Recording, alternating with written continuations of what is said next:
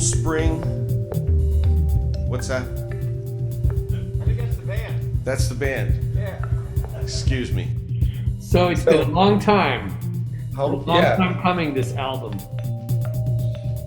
Yes, indeed. I mean, like it was laying around, and I wasn't really sure what to do with it. And then I've been asked by a friend, Michael Pravos. Actually, it's a friend of Volker Lanko, that famous Volker Lanko. And he came up to me and asked me for a project to work on. And I was like, yeah, there's one, but that's something that needs a certain kind of bravery.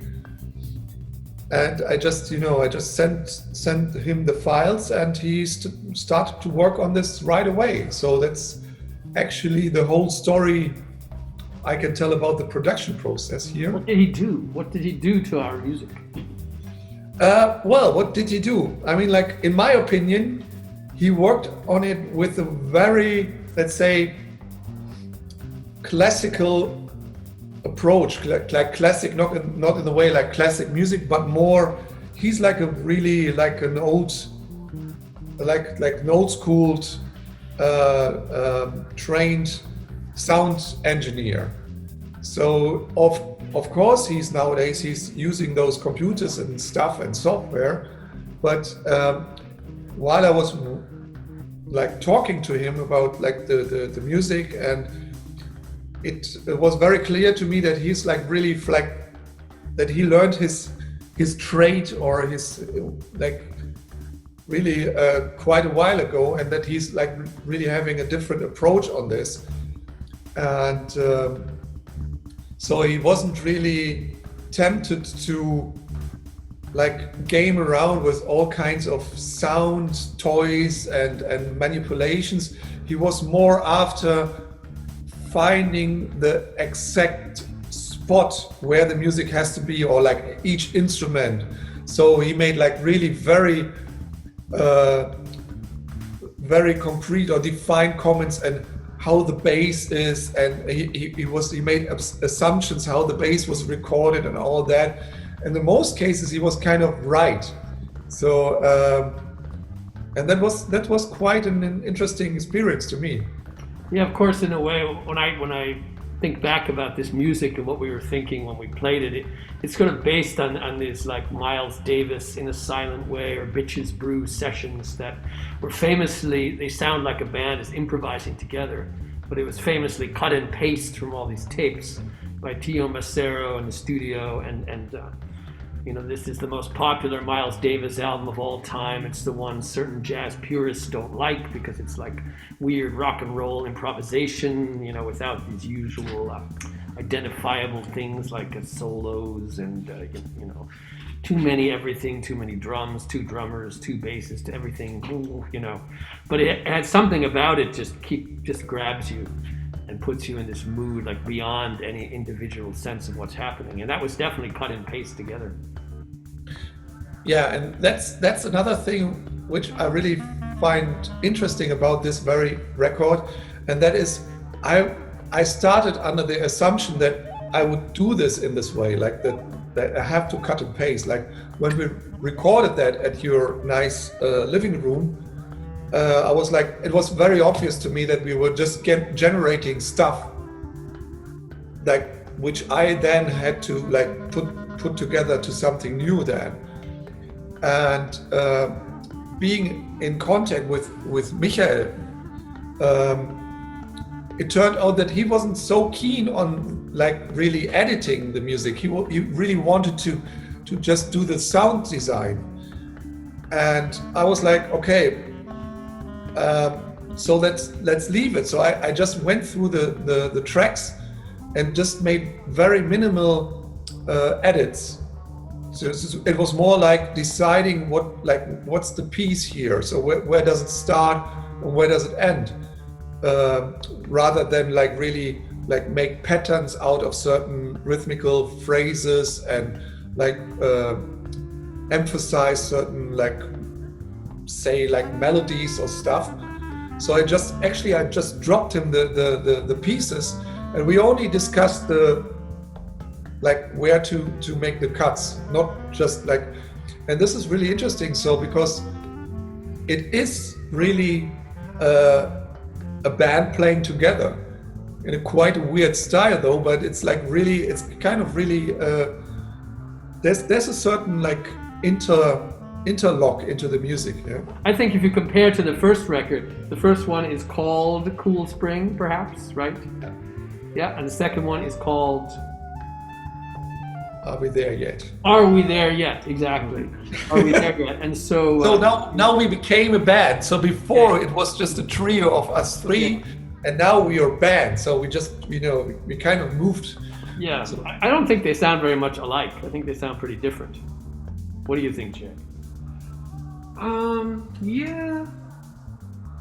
I mean, I don't know. I just hear it. I just have it in the background. I haven't really analyzed them very much. But I just put them on in the background. I listen. I like them both. I can't really say. I don't know. They don't sound so different to me, honestly. But maybe because I put them both on sort of at the same time, back to back. So for me, like the second recording was more of something without a safety net. Like, so the first one, like, I've never been to your place before. I never met Jay before, and I had this idea that I have to like really work on a certain, say, like kind of a signature sound, and I was like very much into that, and it kind of worked always based on that approach. And this time, at least on my side, it was more like, okay, let's see what happens here. And up to then, I've listened more to the music you do, David, and the way you play, and actually the way you kind of dance and like perform. To me, you're more like a real performer, like performing like really with your whole body. And I think, like for me, it was like important to give both of you more room. Like I thought that on the first record, which is not a bad one, but I was like more, taking too much space, and I wanted to leave more space for you. So that's the difference for me here. Yeah, it's interesting. You mentioned Without a Safety Net. It makes me think of the Wayne Shorter album, Without a Net. Oh, yes. Where he has his band, they're supposedly playing his famous tunes, but you can barely tell what this music has to do with any tunes whatsoever. It's incredibly free and loose, and Wayne Shorter is everyone's model when you're playing soprano sax, because he's just doing these little angular things and stopping and then starting. And recently I read, I don't know if this is true, but someone said, Wayne Shorter's always had asthma. As a wind player, he doesn't. It's harder for him to play long phrases, so he likes the short phrase. He never saw that as a problem. It was more like attitude, and but I think that there's a soprano saxophone, which I usually don't play with most other groups, because I'm not so good at it, and it's very hard to play in tune. But I think something about the sound cuts through when you have a lot of electronic noises, and it lends itself to this kind of short, angular jumping around. I'm not sure if it's just because we're so influenced by Wayne Shorter or because the instrument encourages that. I really don't know. Combination of both, maybe. I mean, there's another particular thing about this record compared to the first release, and that is we did overdubs. I don't know if you remember, but I asked Jay to make an overdub. So that's interesting, because I only remembered that actually when I was working with Michael on the mixing, and I was like, how is that there's a bass and percussions? Because I was like, I knew that you were in charge of playing the bass and the percussion. I was like, how could he? And then only then I realized that, well, yeah, we actually did overdubs. So this was another experiment we haven't done before. And wasn't everyone playing percussion at some point? Like the frame drum was in there somewhere. Were you playing that? I feel like I played it in one part, but that might not have made the cut. Yeah, I mean, all of us were just adding stuff like kind of percussion sounds. Yeah. But there are like parts where like Jay appears like 2 times, which I really like because I'm really I find it very important that Jay gets like his credits here. You know. Thank you. Yeah, and we really like playing with Jay because his background, the kind of music he's been playing before, has been so different than this. Yes. Like, I don't know Yeah, exactly. I've done. Yeah. This is the first project I've done. That did this kind of thing consistently. Yeah, I mean, I've done a lot of things, but my approach to all music is the same. So you listen, try to mix up playing stuff that's sort of rhythmic and stuff that's melodic, and listen and try to fit in. That's like my approach in any music I do almost. Listen, try to fit in, make it sound right, and mix up the melodic and the rhythmic. Yeah, it's the very idea that Bernhard traveled, back in this other world where you could go places and came here, we just hung around the house making music. And When was that? I hardly can remember. we hope it's coming back, this vision. Yeah, I hope we so can too. do more. Yeah. Yeah.